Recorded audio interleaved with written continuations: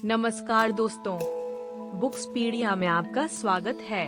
आज हम जिस किताब पर चर्चा करने जा रहे हैं वह है माइंडसेट, जिसे प्रसिद्ध लेखिका कैरोल डवेक ने लिखा है। यह किताब हमें यह समझाने में मदद करती है कि हमारी मानसिकता हमारे जीवन को कैसे प्रभावित करती है और कैसे हम अपनी सोच को बदलकर अपने लक्ष्य प्राप्त कर सकते हैं। इस पुस्तक में बताया गया है कि सीखने के लिए हमें अपने दिमाग को खुला रखना चाहिए। अगर हम सही दृष्टिकोण अपनाते हैं तो अपने जीवन में बड़ी सफलताएं हासिल कर सकते हैं। यह किताब हमें यह भी सिखाती है कि हम इन पाठों को अपने जीवन में कैसे लागू कर सकते हैं। अगर आपने अभी तक हमारे चैनल को सब्सक्राइब नहीं किया है तो कृपया आगे बढ़ने से पहले चैनल को सब्सक्राइब करें और वीडियो को लाइक करें। कुछ शब्द लेखिका के बारे में जानते हैं। कैरोल डवेक का जन्म 17 अक्टूबर 1946 को हुआ था। वह एक प्रसिद्ध शोधकर्ता और मनोवैज्ञानिक हैं, जिन्होंने कई प्रतिष्ठित संगठनों के साथ काम किया है। उनके शोधों को New York times, the Washington post और द बॉस्टन ग्लोब जैसे बड़े समाचार पत्रों में सराहा गया है। उन्होंने मानसिकता पर कई किताबें लिखी हैं, जो लाखों लोगों के जीवन को बदलने में मदद कर रही है। इस पुस्तक में आप क्या सीखेंगे? 1. हमारी मान्यताएं हमारे जीवन को कैसे आकार देती हैं। 2. प्रतिभा और सफलता के पीछे की असली कहानी हो सकता है कि कुछ लोग जन्मजात प्रतिभाशाली हों, लेकिन अधिकतर लोग अपनी मानसिकता बदलकर महानता प्राप्त करते हैं। 3. एक निश्चित मानसिकता फिक्स्ड माइंडसेट और विकास मानसिकता ग्रोथ माइंडसेट में क्या अंतर है। 4. सकारात्मक मानसिकता कैसे अपनाएं और सफलता की ओर बढ़ें। 5. हमारी मानसिकता हमारे पूरे जीवन की दिशा कैसे तय करती है, चाहे वह सकारात्मक हो या नकारात्मक। इस पुस्तक में लेखिका ने कई शोधों के आधार पर यह बताया है कि कैसे हम अपनी मानसिकता को पहचानकर उसमें बदलाव ला सकते हैं और अपने जीवन को एक नई दिशा दे सकते हैं। तो चलिए इस रोचक और प्रेरणादायक सफर की शुरुआत करते हैं। अध्याय 1, मानसिकता। जब लेखिका एक छोटी शोधकर्ता थीं, तो उन्होंने यह अध्ययन किया कि लोग असफलता को कैसे संभालते हैं और उससे कैसे निपटते हैं। इसके लिए उन्होंने कुछ स्कूली छात्रों को पहेलियां हल करने के लिए दी। शुरू में दी गई पहेलियां आसान थीं, लेकिन अगली पहेलियां थोड़ी कठिन होने लगीं। जैसे ही छात्रों को कठिनाई महसूस होने लगी, लेखिका ने उनकी प्रतिक्रियाओं पर ध्यान देना शुरू किया। उन्हें उम्मीद थी कि सभी छात्रों में अलग अलग प्रतिक्रिया देखने को मिलेगी, लेकिन जो उन्होंने देखा उसने उन्हें चौंका दिया। कठिन पहेलियों से जूझने के बाद एक बच्चा उत्साहित होकर बोला, मुझे ये चुनौतियाँ पसंद आ रही हैं। फिर दूसरा बच्चा भी खड़ा हुआ और उसने भी यही कहा। लेखिका को इस प्रतिक्रिया की बिल्कुल उम्मीद नहीं थी। हर किसी के जीवन में कोई न कोई रोल मॉडल होता है, लेकिन इन बच्चों ने खुद लेखिका के लिए एक प्रेरणा बनकर उनके सोचने के तरीके को बदल दिया। अब लेखिका यह समझना चाहती थी कि आखिर ऐसी कौन सी मानसिकता थी जिसने इन बच्चों को असफलता को एक उपहार की तरह स्वीकार करने के लिए प्रेरित किया। बच्चों ने असफलता से हतोत्साहित होने के बजाय इसे सीखने का अवसर माना। लोग अलग अलग क्यों होते हैं? प्राचीन काल से ही मनुष्य अलग अलग तरीकों से सोचता और कार्य करता आया है, लेकिन सवाल यह है कि कुछ लोग अधिक बुद्धिमान क्यों होते हैं और कुछ कम। क्या ऐसा कोई कारण है जिससे कोई हमेशा के लिए अधिक बुद्धिमान बना रह सकता है? कुछ विशेषज्ञों का मानना था कि मस्तिष्क की संरचना, खोपड़ी का आकार और जीन व्यक्ति की बुद्धिमत्ता तय करते हैं। वहीं कुछ अन्य विशेषज्ञों ने कहा कि पर्यावरण और परवरिश का हमारी सोच पर गहरा प्रभाव पड़ता है। लेकिन आधुनिक वैज्ञानिकों का मानना है कि हमारी क्षमताएं केवल हमारी सोच से निर्धारित नहीं होती। चाहे हमारा माहौल जैसा भी हो, सही अनुभव और प्रशिक्षण से हम आगे बढ़ सकते हैं और सफलता प्राप्त कर सकते हैं। लेखिका ने अपने 30 साल के शोध में पाया कि हम इस दुनिया को किस नजरिए से देखते हैं, यही हमारे जीवन को निर्धारित करता है। लेकिन सवाल यह है कि कैसे एक साधारण विश्वास हमारी पूरी जिंदगी को प्रभावित कर सकता है। 1. स्थिर मानसिकता फिक्स्ड माइंडसेट। इस मानसिकता के लोग खुद को बार बार साबित करने की कोशिश करते हैं। वे मानते हैं कि बुद्धिमत्ता और व्यक्तित्व पहले से तय होते हैं और इन्हीं गुणों के आधार पर सफलता मिलती है। हम में से कई लोगों को बचपन से यह सिखाया गया है कि दूसरों से होशियार बनो, मूर्ख नहीं। स्कूलों में हमें यह बताया जाता था कि किसका एक ज्यादा है और कौन अधिक प्रतिभाशाली है, पर इस सोच का परिणाम यह हुआ कि हम सीखने की बजाय खुद को साबित करने में ही उलझ गए। इस मानसिकता वाले लोग हमेशा सफलता और असफलता में फंसे रहते हैं। वे सोचते हैं या तो मैं स्मार्ट दिखूंगा या मूर्ख, या तो मुझे स्वीकार किया जाएगा या अस्वीकार कर दिया जाएगा, या तो मैं जीतूंगा या हार जाऊंगा। 2. विकास मानसिकता, ग्रोथ माइंडसेट। इसके विपरीत विकास मानसिकता यह मानती है कि हम अपनी क्षमताओं को कड़ी मेहनत, रणनीतियों और दूसरों की मदद से विकसित कर सकते हैं। इस मानसिकता वाले लोग मानते हैं कि भले ही कोई व्यक्ति शुरुआत में कमजोर हो, लेकिन अनुभव और सीखने से वह आगे बढ़ सकता है। वे असफलता से निराश नहीं होते, बल्कि इसे सुधार और सीखने का अवसर मानते हैं। आप किस मानसिकता को अपनाएंगे? सोचिए, जब आप खुद को और बेहतर बना सकते हैं, तो लोगों को यह दिखाने में अपनी ऊर्जा क्यों बर्बाद करें कि आप कितने महान हैं? जब आप अपनी कमजोरी दूर कर सकते हैं, तो उन्हें छिपाने की जरूरत क्यों पड़े? जब आप आगे बढ़ सकते हैं, तो ऐसे लोगों के साथ क्यों रहें जो आपके आत्मसम्मान को चोट पहुंचाते हैं? जब आप खुद अपना रास्ता बना सकते हैं, तो दूसरों के बनाए रास्ते पर क्यों चलें? जब सब कुछ आपके खिलाफ जा रहा हो, तब भी अपने लक्ष्य की ओर बढ़ते रहना ही विकास मानसिकता की पहचान है। यही वह मानसिकता है जो हमें सबसे कठिन परिस्थितियों में भी अपनी मंजिल तक पहुंचने के लिए प्रेरित करती है। अध्याय 2, मानसिकता के अंदर।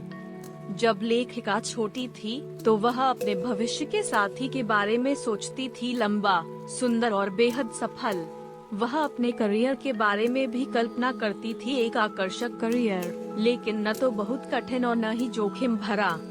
जैसे जैसे वह बड़ी हुई, उसे एहसास हुआ कि उसका साथी वास्तव में एक महान व्यक्ति है, जैसा उसने सोचा था, और यह सब उसने अनुभव के माध्यम से सीखा। उसने देखा कि कुछ छात्र अपनी योग्यता को साबित करना चाहते थे, जबकि कुछ अपनी योग्यता को सुधारना चाहते थे। एक निश्चित योग्यता को साबित करने की आवश्यकता होती है, जबकि परिवर्तनशील योग्यता को सीखकर विकसित किया जा सकता है। यहीं से लेखिका को अपनी मानसिकता का बोध हुआ। उसने समझा कि जब आप अपनी मानसिकता बदलते हैं, तो आपके लिए एक नई दुनिया खुलती है। इस नई दुनिया में असफलता का अर्थ है विफलताएं, खराब ग्रेड, अस्वीकृतियां जो यह दर्शाती हैं कि आप योग्य नहीं हैं। लेकिन क्या सफलता सीखने के बारे में है या केवल यह साबित करने के बारे में कि आप होशियार हैं? सीखने की प्रक्रिया और मानसिकता। जब हम बच्चे थे, तो हमने अपने जीवन के सबसे कठिन कार्य सीखे, जैसे चलना और बोलना। बच्चे गलतियों से नहीं डरते, वे चलते हैं, गिरते हैं, फिर उठते हैं और पुनः प्रयास करते हैं। लेकिन जैसे जैसे हम बड़े होते हैं, नई चीजों को आजमाने का डर हमारी मानसिकता का हिस्सा बन जाता है। आपकी प्राथमिकताएं क्या हैं? यदि आपको चुनना हो, तो आप क्या चुनेंगे, सफलता या चुनौती? आप किस तरह का रिश्ता चाहते हैं? लेखिका ने कुछ लोगों पर एक प्रयोग किया। निश्चित मानसिकता वाले लोगों ने कहा, हम ऐसा रिश्ता चाहते हैं जिसमें हम सहज महसूस करें, जो हमें पूर्ण महसूस कराए और जिसमें हमारा साथी हमें पूजे। विकास मानसिकता वाले लोगों ने कहा, हम ऐसा रिश्ता चाहते हैं जो हमें बेहतर बनने में मदद करे, हमें नई चीजें सीखने और खुद को चुनौती देने के लिए प्रेरित करे। मानसिकता और प्रयास का महत्व। हमने बचपन में खरगोश और कछुआ की कहानी सुनी है, जिसमें खरगोश हारता है और कछुआ जीतता है, क्योंकि वह निरंतर और स्थिर रूप से आगे बढ़ता रहता है। लेकिन क्या हम में से कोई भी कछुआ बनना चाहता है? शायद नहीं। हम सभी तेज और चतुर खरगोश बनना चाहते हैं, जो रणनीतिक रूप से काम करता है। समस्या यह है कि हमें हमेशा यह बताया जाता है कि यदि हमें किसी चीज के लिए कड़ी मेहनत करनी पड़ रही है, तो इसका मतलब है कि हम प्रतिभाशाली नहीं हैं, या फिर यह कि जो लोग वास्तव में प्रतिभाशाली होते हैं, उनके लिए चीजें आसान होती हैं। ग्रोथ माइंडसेट का दृष्टिकोण। ग्रोथ माइंडसेट वाले लोग मानते हैं कि प्रतिभाशाली लोगों को भी सफलता पाने के लिए मेहनत करनी पड़ती है। प्रयास क्यों डरावना लगता है? 1. निश्चित मानसिकता में यह विश्वास होता है कि यदि कोई व्यक्ति वास्तव में प्रतिभाशाली है तो उसे मेहनत करने की आवश्यकता नहीं है। यदि उसने मेहनत की तो इसका मतलब होगा कि वह उतना प्रतिभाशाली नहीं है। 2. प्रयास करने से आपके सभी बहाने समाप्त हो जाते हैं। यदि आप प्रयास नहीं करते हैं तो आप कह सकते हैं कि मैंने कोशिश नहीं की वरना मैं कर सकता था। लेकिन यदि आपने प्रयास कर लिया और असफल हो गए तो कोई बहाना नहीं बचता। प्रश्न: क्या एक बार सफलता प्राप्त करने के बाद हमें अपनी योग्यता को बार बार साबित करने की आवश्यकता होती है? उत्तर: हाँ। हर दिन नई और बड़ी चुनौतियाँ आती हैं। जैसे जैसे परिस्थितियाँ कठिन होती जाती हैं, कल की योग्यता आज पर्याप्त नहीं हो सकती, इसलिए सुधार आवश्यक है। प्रश्न: क्या मानसिकताएं स्थायी होती हैं या उन्हें बदला जा सकता है? उत्तर: मानसिकताएं बदली जा सकती हैं। यदि आप अपनी सोच बदलें, तो आप अपनी मानसिकता भी बदल सकते हैं। शोध से पता चलता है कि निरंतर प्रयास से कोई भी नई चीज सीखी जा सकती है। प्रश्न: क्या हम निश्चित और विकासशील मानसिकता के बीच संतुलन बना सकते हैं? उत्तर: लोगों की मानसिकता उनके अनुभवों और विशिष्ट क्षेत्रों पर निर्भर करती है। किसी विशेष क्षेत्र में हमारी मानसिकता हमें उस दिशा में आगे बढ़ने में मदद करती है। प्रश्न: क्या केवल प्रयास ही सफलता की कुंजी है? उत्तर: नहीं। प्रयास महत्वपूर्ण है, लेकिन यह सफलता का एकमात्र कारक नहीं है। अलग अलग लोगों के पास अलग अलग संसाधन और अवसर होते हैं, लेकिन किसी न किसी बिंदु पर हर किसी को प्रयास करना ही पड़ता है। निष्कर्ष: आपकी मानसिकता आपकी सफलता को निर्धारित करती है। यदि आप मानते हैं कि आप सीख सकते हैं और आगे बढ़ सकते हैं, तो आप निश्चित रूप से खुद को बेहतर बना सकते हैं। मानसिकता बदलने से आपके लिए एक नई दुनिया खुलती है, जिसमें असफलता केवल सीखने का एक चरण होती है, न कि अंत। अध्याय 3: क्षमता और उपलब्धि के बारे में सच्चाई। थॉमस एडिसन की कल्पना करें। जब वह अपनी प्रयोगशाला में प्रयोग कर रहे थे, तो क्या आप उन्हें अकेला देखते हैं?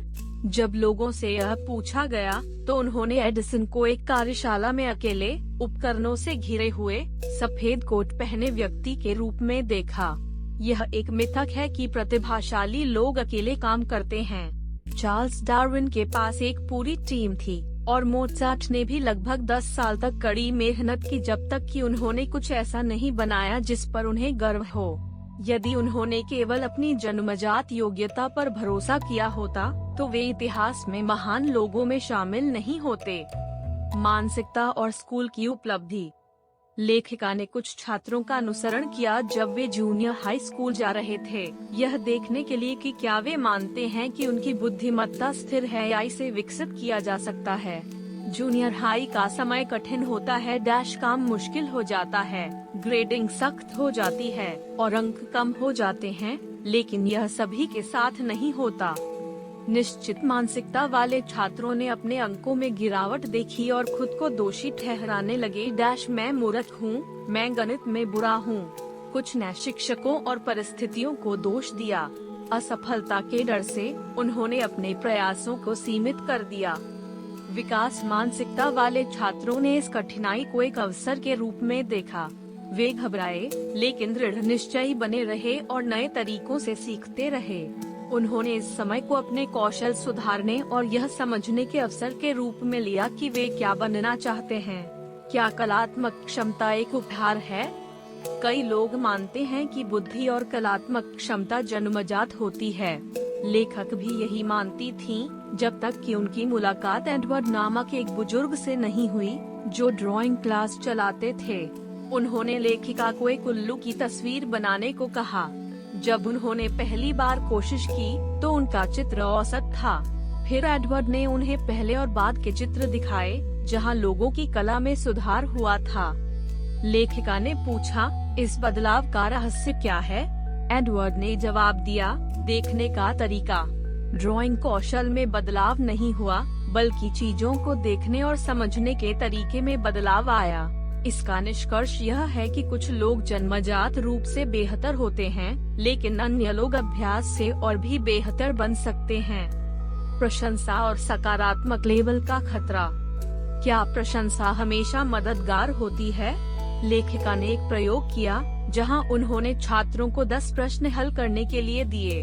जब उन्होंने अच्छा प्रदर्शन किया तो लेखिका ने 2 समूहों को अलग अलग तरीके से प्रशंसा दी। 1. पहले समूह से कहा गया डैश तुम बहुत प्रतिभाशाली हो। 2. दूसरे समूह से कहा गया डैश तुमने बहुत मेहनत की। परिणाम चौंकाने वाले थे। प्रतिभाशाली कहे जाने वाले छात्रों ने नया और कठिन कार्य करने से इनकार कर दिया, क्योंकि उन्हें अपनी छवि खोने का डर था।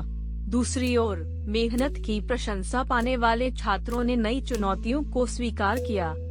जब बाद में उन्हें और कठिन प्रश्न दिए गए तो पहले समूह के छात्र असफल रहे और उन्हें लगा कि वे अब होशियार नहीं रहे, लेकिन दूसरे समूह ने इसे अधिक प्रयास करने का संकेत माना और सीखते रहे। इसलिए किसी की प्रशंसा करने से पहले सोचें डैश उसे रचनात्मक तरीके से करें, न कि उसे सीमित करने के लिए। नकारात्मक लेबल और उनका प्रभाव। लेखिका गणित में बहुत अच्छी थीं और उन्होंने हाई स्कूल में 99% अंक प्राप्त किए, लेकिन एक दिन उनके शिक्षक ने कहा, लड़कियां आमतौर पर लड़कों की तुलना में गणित में अच्छी नहीं होती। इसके बाद न केवल लेखिका बल्कि कई अन्य लड़कियों के अंकों में गिरावट आ गई। यह मनोवैज्ञानिक रूप से सिद्ध हो चुका है कि नकारात्मक लेबल उपलब्धि को प्रभावित कर सकते हैं। जब रूढ़ियां लोगों को प्रभावित करती हैं, तो वे अपनी क्षमताओं पर संदेह करने लगते हैं। निश्चित मानसिकता वाले लोग इस पर विश्वास करने लगते हैं, जबकि विकास मानसिकता वाले लोग इसे चुनौती देते हैं। निष्कर्ष। नकारात्मक लेबल से मत डरो। यदि आपके प्रयासों की सराहना की जाए तो यह सीखने और सुधारने के अवसर के रूप में होनी चाहिए। सही मानसिकता के साथ आप कुछ भी हासिल कर सकते हैं। अध्याय 4 खेल, एक चैंपियन की मानसिकता। खेलों में आमतौर पर यह माना जाता है कि प्रतिभा जन्मजात होती है, यहाँ तक कि विशेषज्ञ और कोच भी यही सोचते हैं। उनका मानना है कि एक खिलाड़ी का शरीर, उसकी चाल ढाल और उसका प्रदर्शन स्वाभाविक रूप से आता है। लेकिन क्या यह सच है? यहाँ एक बेसबॉल खिलाड़ी बिली बीन की कहानी है। वह एक असाधारण खिलाड़ी था जिसे हर कोई स्वाभाविक रूप से प्रतिभाशाली मानता था और भविष्य का सितारा समझता था। लेकिन जैसे जैसे वह प्रमुख टूर्नामेंटों में पहुंचा, उसका प्रदर्शन गिरने लगा। क्या बिली ने इस समस्या को रचनात्मक तरीके से हल किया? नहीं, क्योंकि यह एक निश्चित मानसिकता की कहानी है। वह मानता था कि प्राकृतिक प्रतिभा के लिए प्रयास की आवश्यकता नहीं होती। प्रयास केवल उन लोगों के लिए होते हैं जिनमें प्रतिभा नहीं होती। इस मानसिकता में फंसकर उसने अपना करियर बर्बाद कर लिया। सफलता का दूसरा दृष्टिकोण। एक और खिलाड़ी था जो बिली की टीम में खेलता था, डैश लेनी। उसे कोई स्वाभाविक प्रतिभाशाली नहीं मानता था। बाद में बिली ने स्वीकार किया कि लेनी असफलताओं से डरता नहीं था, जबकि वह खुद असफलता से भागता था। उसने कहा, मैंने सोचना शुरू किया कि असली बेसबॉल खिलाड़ी कैसा होना चाहिए, और वह मैं नहीं बल्कि लेनी था। कोच बनने के बाद बिली को एहसास हुआ कि उसकी मानसिकता उसे पीछे खींच रही थी। उसने अपनी टीम में इस सीख को लागू किया। 2002 में जब वह ओकलैंड एथलेटिक्स का जनरल मैनेजर बना, तो उसकी टीम ने एक सीजन में 103 जीत दर्ज की। उसने खिलाड़ियों की मानसिकता को विकसित किया, न कि सिर्फ प्रतिभा खरीदी। प्राकृतिक प्रतिभा बनाम मानसिकता। शारीरिक विशेषताएं स्पष्ट रूप से देखी जा सकती हैं, डैश शरीर की बनावट, लंबाई, ताकत। लेकिन क्या ये वास्तव में मायने रखते हैं? मोगी बॉग्स 5 फुट 3 इंच ने NBA में बास्केटबॉल खेला। डग फ्लूटी छोटे कद का क्वार्टरबैक न्यू इंग्लैंड पेट्रियट्स के लिए खेला। पीट ग्रे एक हाथ वाला खिलाड़ी मेजर लीग में खेला। ग्लेन कनिंघम जिसके पैर जलकर क्षतिग्रस्त हो गए थे, महान धावक बना। इन उदाहरणों से स्पष्ट है कि शारीरिक विशेषताएं सफलता तय नहीं करती। यदि आप प्रतिबद्ध हैं और विकास की मानसिकता रखते हैं, तो आप किसी भी बाधा को पार कर सकते हैं। मेहनत और सफलता। माइकल जॉर्डन को स्वाभाविक एथलीट नहीं माना जाता था, लेकिन वह खेल के इतिहास के सबसे मेहनती खिलाड़ियों में से एक थे। सफलता और असफलता क्या है? विकास की मानसिकता वाले लोगों के लिए सफलता का मतलब है डैश अपना सर्वश्रेष्ठ देना, सीखना और सुधार करना, और यही हम असली चैंपियनों में पाते हैं। जैकी चैन कहते हैं, एथलेटिक्स का असली मजा केवल जीतने में नहीं है, बल्कि पूरी प्रक्रिया का आनंद लेने में है। वे हार को एक सुधार के अवसर के रूप में देखते हैं। जब वे हारते हैं, तो वे अपनी गलतियां ढूंढते हैं, उन्हें सुधारते हैं और पहले से अधिक मेहनत करते हैं। विकास की मानसिकता वाले लोग असफलताओं को प्रेरणा के रूप में लेते हैं। उनके लिए असफलता एक चेतावनी होती है, न कि रुकावट। निष्कर्ष। निरंतर सुधार सबसे महत्वपूर्ण है, सफलता तो उसके पीछे पीछे आती है। कुछ खिलाड़ी जब असफल होते हैं, तो वे अपनी कमियों को सुधारने के बजाय दूसरों को दोष देने लगते हैं। उदाहरण के लिए जॉन मैकेनरो, जो एक समय टेनिस पर हावी थे, असफल होने पर दूसरों को दोष देने लगे। उन्होंने सिस्टम को दोषी ठहराया, लेकिन यह भूल गए कि उनके जीवन की जिम्मेदारी केवल उन्हीं की थी। क्या आपने कभी सोचा है कि आप अपनी असफलताओं के लिए जिम्मेदारी लेते हैं या दूसरों को दोष देते हैं? यदि आप खुद को एक तैयार उत्पाद मानते हैं और बदलाव से डरते हैं, तो आप निश्चित मानसिकता में फंस गए हैं। लेकिन यदि आप खुद को सुधारने के लिए तैयार हैं, तो आप किसी भी चुनौती को पार कर सकते हैं और एक सच्चे चैंपियन बन सकते हैं। अध्याय 5, व्यवसाय, मानसिकता और नेतृत्व। एनरॉन और प्रतिभा की मानसिकता। 2001 में एनरॉन नामक एक कंपनी, जो प्रतिभाशाली छात्रों को काम पर रखने के लिए जानी जाती थी, आर्थिक रूप से संकट में आ गई।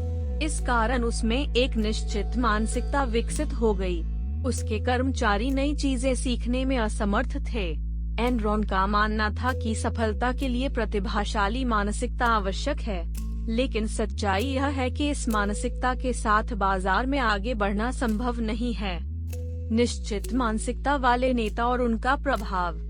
नेतृत्व गुरु वॉरेन बेनिस ने दुनिया के महानतम नेताओं का अध्ययन किया और पाया कि ये सभी नेता खुद को साबित करने की कोशिश नहीं करते, बल्कि वे अपने काम से प्यार करते हैं और वही करते हैं जो उन्हें पसंद है।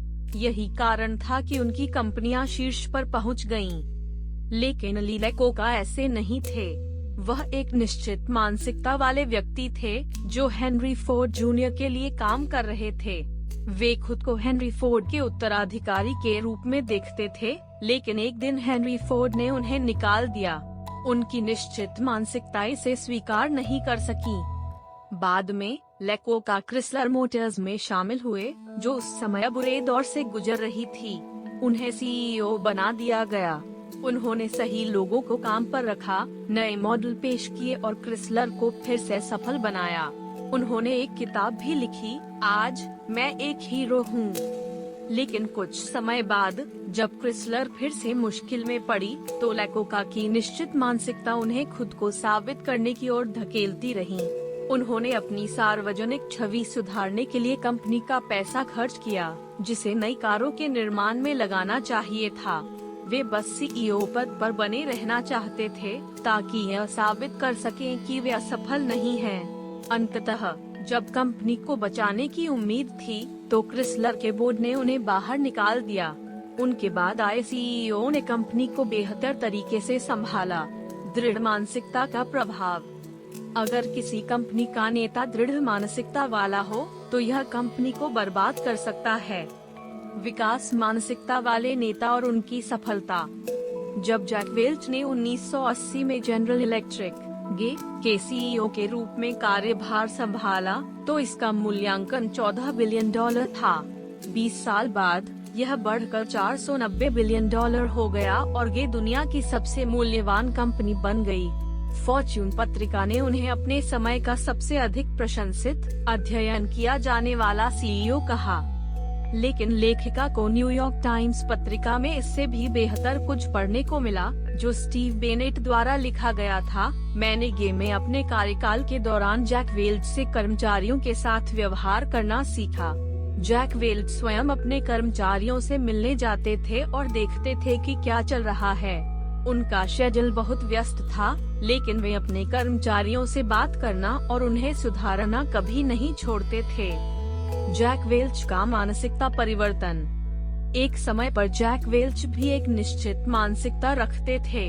1971 में जब उनके पदोन्नति के लिए विचार किया गया, तो गे के मानव संसाधन विभाग ने कहा, जैक वेल्च एक अभिमानी व्यक्ति हैं, आलोचना स्वीकार नहीं करते, अपनी प्रतिभा पर अत्यधिक निर्भर रहते हैं और कड़ी मेहनत नहीं करते, जो अच्छे संकेत नहीं हैं। सौभाग्य से जब भी सफलता उनके सिर पर चढ़ती थी, तो वे इसे एक चेतावनी के रूप में लेते थे।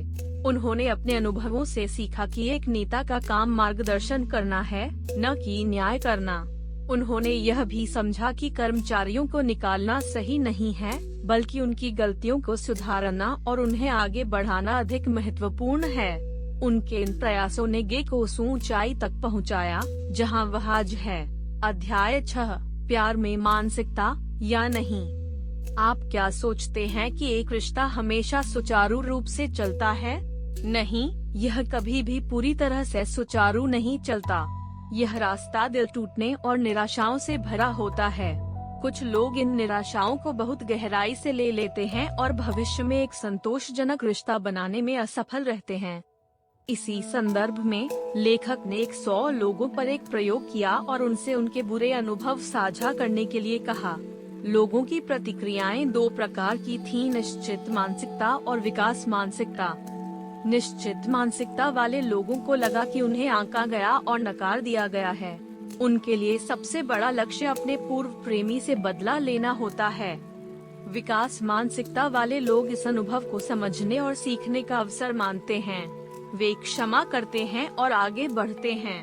भले ही वे भी आहत होते हैं, लेकिन वे इसे एक सीख की तरह लेते हैं, क्योंकि हर रिश्ता कुछ न कुछ सिखाता है और सही साथी खोजने में मदद करता है। प्यार में पड़ने की मानसिकता। अब तक हमने देखा है कि निश्चित मानसिकता वाले लोग सोचते हैं कि व्यक्तित्व और गुण स्थायी होते हैं, लेकिन रिश्तों में 3 महत्वपूर्ण कारक होते हैं, आपका साथी और आपका रिश्ता। निश्चित मानसिकता वाले लोग मानते हैं कि इन तीनों कारकों को पूरी तरह से संरेखित होना चाहिए, तभी रिश्ता सफल होगा। यदि किसी भी चीज पर काम करने की जरूरत पड़ी, तो वे इसे आदर्श रिश्ता नहीं मानते। विकास मानसिकता वाले लोग मानते हैं कि आप हमेशा खुद को, अपने साथी को और अपने रिश्ते को बेहतर बना सकते हैं। निश्चित मानसिकता वाले लोग 2 तरह से सोचते हैं। 1. यदि रिश्ते को बनाए रखने के लिए मेहनत करनी पड़े, तो इसका मतलब यह रिश्ता सही नहीं है। 2. वे मानते हैं कि समस्याएं अपने आप हल हो जाएंगी, लेकिन जब ऐसा नहीं होता, तो वे अपने साथी को दोष देने लगते हैं। जब रिश्ते में समस्याएं आती हैं, तो निश्चित मानसिकता वाले लोग अपने साथी को दुश्मन मानने लगते हैं। जब उनके जीवन में कुछ भी सही नहीं चलता, तो वे किसी और को दोष नहीं दे सकते, लेकिन जब रिश्ता बिगड़ता है, तो वे अपने साथी को जिम्मेदार ठहराते हैं। माफ करने की कठिनाई। याद रखें कि निश्चित मानसिकता वाले लोगों के लिए किसी को माफ करना कितना मुश्किल होता है। जब कोई उन्हें अस्वीकार करता है, तो वे खुद को एक लेबल की तरह मान लेते हैं, लेकिन जब वे अपने साथी को एक अच्छे व्यक्ति के रूप में देखते हैं, तो वे खुद को रिश्ते में बुरा व्यक्ति मानने लगते हैं। वे सोचते हैं, अगर मेरा साथी अच्छा इंसान है, तो समस्या मेरी वजह से है। यही चीज माता पिता और बच्चों के संबंधों में भी होती है। जब माता पिता सहायक होते हैं, लेकिन बच्चे अच्छा प्रदर्शन नहीं कर पाते, तो बच्चे सोचने लगते हैं, मेरे माता पिता इतने सहायक हैं, फिर भी मैं सफल नहीं हो पा रहा हूँ, तो मुझ में ही कमी होगी। रिश्तों में प्रतिस्पर्धा। अगर किसी रिश्ते में निश्चित मानसिकता है, तो व्यक्ति अपने साथी के सामने खुद को साबित करने की कोशिश करता है और प्रतियोगिता में शामिल हो जाता है, कौन अधिक बुद्धिमान, प्रतिभाशाली और पसंद किया जाने वाला है। उदाहरण, सूजन का प्रेमी मार्टिन महसूस करता था कि वह हर पार्टी में सबसे ज्यादा ध्यान आकर्षित करती है, जिससे वह हीन महसूस करता था। एक सम्मेलन के दौरान उसने देखा कि हर कोई सूजन की प्रशंसा कर रहा था। बाद में जब वे कार में थे, तब भी ड्राइवर ने सूजन की तारीफ की। यह सुनकर मार्टिन को गुस्सा आ गया। यदि मार्टिन अधिक प्रतिस्पर्धात्मक होता तो स्थिति और भी बिगड़ सकती थी। फिक्स्ड माइंडसेट यह स्वीकार नहीं कर सकता कि आपका साथी आपसे बेहतर हो सकता है। रिश्तों में विकास। जब लोग किसी रिश्ते में आते हैं तो उन्हें अक्सर ऐसा साथी मिलता है जो उनसे अलग होता है। यदि वे मतभेदों से निपटना नहीं सीखते तो रिश्ते में समस्या आ सकती है। एक स्वस्थ रिश्ते में दोनों साथी एक साथ बढ़ते हैं, नए कौशल विकसित करते हैं और रिश्ता समय के साथ मजबूत होता जाता है। विकास मानसिकता वाले लोग अपने रिश्ते को बेहतर बनाने के लिए काम करते हैं और इसे सफल बनाते हैं। अध्याय 7, माता पिता, शिक्षक और कोच। मानसिकता कहाँ से आती है? जब माता पिता से पूछा गया कि वे अपने बच्चों के लिए क्या चाहते हैं, तो उन्होंने हमेशा कहा कि वे अपने बच्चों को बढ़ते हुए देखना चाहते हैं और ऐसा कुछ नहीं करेंगे जिससे उनकी शिक्षा या जीवन में बाधा आए। लेकिन क्या यह सच है? आइए इसे करीब से देखें। कई माता पिता अपने बच्चों के बारे में कहते हैं कि उनके गुण स्थायी हैं और दूसरे बच्चे प्रतिभाशाली हैं, लेकिन उनका बेटा नहीं है। दूसरी ओर कुछ माता पिता प्रोत्साहन के रूप में कहते हैं, तुम अच्छी प्रगति कर रहे हो और इससे खुश हो। यहीं से बच्चे फिक्स्ड, स्थिर और ग्रोथ, विकासशील माइंडसेट अपनाना शुरू करते हैं। शिक्षक और कोच भी छात्रों के साथ इसी प्रकार का व्यवहार करते हैं। माता पिता और शिक्षक, सफलता और असफलता के बारे में संदेश। तुमने इतनी जल्दी सीख लिया, तुम बहुत होशियार हो, तुम बहुत प्रतिभाशाली हो, तुमने इतना कम अध्ययन करने के बाद भी अच्छा प्रदर्शन किया। क्या ये संदेश सहायक नहीं है? निश्चित रूप से हैं, लेकिन इनका दूसरा पक्ष भी देखें। यदि कोई बच्चा अगली बार कोई चीज जल्दी नहीं सीख पाता, तो वह यह मान सकता है कि वह होशियार नहीं है। यदि वह कड़ी मेहनत के बावजूद अच्छे अंक नहीं ला पाता, तो उसे लगेगा कि वह प्रतिभाशाली नहीं है। इस तरह के संदेश बच्चों को एक निश्चित मानसिकता की ओर धकेल सकते हैं, जिससे वे केवल अपनी प्रतिभा को साबित करने में लगे रहते हैं, बजाय इसके कि वे नए कौशल सीखें। बच्चों को आश्वस्त करना। किसी परीक्षा या प्रदर्शन से पहले बच्चे को कैसे सुरक्षित महसूस कराया जाए? बच्चों को उनकी प्रतिभा के बारे में आश्वस्त करना उल्टा पड़ सकता है। इससे उनमें यह डर पैदा हो सकता है कि यदि वे अच्छा प्रदर्शन नहीं कर पाए, तो लोग उन्हें कम प्रतिभाशाली समझेंगे। अक्सर माता पिता कहते हैं, देखो, तुम होशियार हो, इसलिए चिंता करना बंद करो, अब तुम अच्छा प्रदर्शन करोगे। यह सहायक लग सकता है, लेकिन वास्तव में यह विनाशकारी हो सकता है। इसके बजाय माता पिता यह कह सकते हैं, हर कोई हमें जज करेगा, लेकिन हम तुम्हें नहीं करेंगे। हमें खुशी है कि तुमने सीखा और अभी भी सीख रहे हो। यह बच्चे को आत्मविश्वास और सीखने के प्रति सकारात्मक दृष्टिकोण विकसित करने में मदद करेगा। रचनात्मक आलोचना, असफलता के संदेशों को समझना। हमने कई बार रचनात्मक आलोचना शब्द सुना है, लेकिन क्या हम वास्तव में इसे लागू करते हैं? रचनात्मक आलोचना का अर्थ है किसी बच्चे को समस्या हल करने में मदद करना और उसे बेहतर इंसान बनने में मार्गदर्शन देना। यहाँ 2 उदाहरण दिए गए हैं। 1. बेटा, जब तुम अपना काम पूरा नहीं करते तो मुझे दुख होता है। तुम यह काम कब तक पूरा करोगे? 2. बेटा, क्या ऐसा कुछ है जिसे मैं तुम्हें समझने में मदद कर सकता हूँ? क्या तुम चाहते हो कि मैं तुम्हारा काम समझने में तुम्हारी मदद करूं? क्या आपने देखा कि रचनात्मक आलोचना कितनी सहायक हो सकती है? एक अभिभावक और एक इंसान के रूप में हमें ऐसा ही करना चाहिए। मानसिकता, जीवन और मृत्यु का मामला हो सकती है। अध्याय 8, मानसिकता बदलना, एक कार्यशाला। बदलाव की प्रकृति। जब लेखिका अपनी पहली कक्षा में थी, तो उसका परिवार एक नए शहर में चला गया। वहाँ के छात्र और वातावरण उसके लिए पूरी तरह नया था। सभी छात्र उससे बहुत आगे थे। एक दिन शिक्षक ने एक पत्र लिखने के लिए कहा। सभी छात्रों ने पत्र लिखे, लेकिन लेखिका को समझ नहीं आया कि क्या करना है। अपनी निश्चित मानसिकता के कारण वह पूछ भी नहीं सकी। बाद में उसे एहसास हुआ कि उसे शिक्षक से पूछना चाहिए था। यहीं से उसने जाना कि मानसिकता आगे बढ़ सकती है। निश्चित और विकास मानसिकता का अंतर। निश्चित मानसिकता अपने स्वयं के मानक बनाती है, जो पूरी तरह से न्याय पर आधारित होते हैं। जैसे, अगर मैं असफल हुआ तो इसका मतलब है कि मैं अयोग्य हूँ। अगर मैंने कुछ अच्छा किया तो इसका मतलब है कि मैं दूसरों से बेहतर हूँ। लेखिका ने देखा कि निश्चित मानसिकता वाले लोग किसी भी स्थिति का अधिक मूल्यांकन करते हैं। वे हर चीज को एक लेबल की तरह देखते हैं। कुछ अच्छा हुआ तो वे खुद को श्रेष्ठ मानते हैं और कुछ बुरा हुआ तो वे खुद को हीन महसूस करने लगते हैं। इसके विपरीत विकास मानसिकता वाले लोग लगातार देखते हैं कि क्या हो रहा है, लेकिन वे खुद या दूसरों का न्याय नहीं करते। वे नकारात्मक अनुभवों से भी सीखने की कोशिश करते हैं। जैसे, इस स्थिति से मैं क्या सीख सकता हूँ, मैं खुद को कैसे सुधार सकता हूँ। एक माइंड वर्कशॉप। यह वह समय है जब छात्र सबसे अधिक समस्याओं का सामना कर रहे होते हैं। बहुत से लोग अपने मस्तिष्क को एक रहस्य मानते हैं। वे सोचते हैं कि लोग जन्म से ही स्मार्ट, औसत या मूर्ख होते हैं और जीवन भर वैसे ही रहते हैं। लेकिन नए शोध से पता चलता है कि मस्तिष्क एक मांसपेशी की तरह है।